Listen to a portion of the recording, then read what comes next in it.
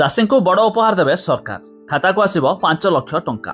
आज्ञा हाँ जदि आपण भी जड़े चाषी होते आपण खुशी खबर एवं आपण पाइपर 5 लाख टंका केमिति पाइबे क्यों माने पाइबे एने आसीगला एक बड़ घोषणा वीडियो रे जानिबा शेष पर्यंत देखंतु। ता पूर्व वीडियो को लाइक करंतु सब्सक्राइब करनथिले एबे सब्सक्राइब करी पाखर थिबा बेल आइकन को दबाइ दियंतु। केंद्रीय अर्थमंत्री निर्मला सीतारमण 1 फेब्रुआरी उपस्थापन करने जाउथिबा बजेट 2026 रे कृषकों पर एक बड़ घोषणा करिपारंती। तेबे सरकार किसान क्रेडिट कार्ड धारकों पर सर्ट टर्म ऋण सीमा को 3 लाख टंका बढ़ाई 5 लाख टंका करने को योजना करुछि। एहार लाभ देशर प्राय 7.75 कोटी कृषक पाइबे। तेबे यह व्यवस्था आगामी आर्थिक वर्ष लागू हेबार संभावना रही।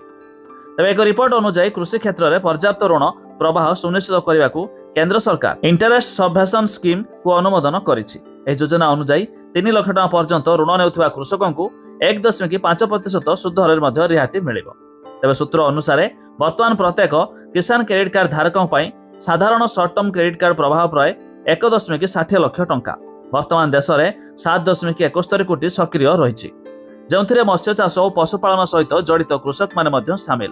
तेबे गत वर्ष जनवरी मासरे आरबीआई एमिति की किसान क्रेडिट कार्ड अधीन में बिना ग्यारंटी ऋण सीमा को 1,60,000 टंका 2 लाख टंका को बढ़ा जाइथिला। तेबे कृषि मंत्रालय संशोधित इंटरेस्ट सबवेशन स्कीम अनुसार किसान क्रेडिट कार्ड धारक माने आवश्यकता 7% सुध 3 लाख टंका पर्यंत ऋण नहीं पारिबे। समय अनुसार ऋण शोध करिले अतिरिक्त 3% रिहाती मिलिबो, जहाद्वारा प्रभावी सुध हार 4% को कमिजिबो। तेबे जहाँकि एबे 3 लाख टंका थिबा बेले मिलुथिबा सूचना मुताबक खूब शीघ्र यह 5 लाख टंका हेबो बोली सूचना रही। तेबे आपण मानकर किसान क्रेडिट कार्ड अच्छे कि नहीं ता निहाती कमेंट करी जणाइबे।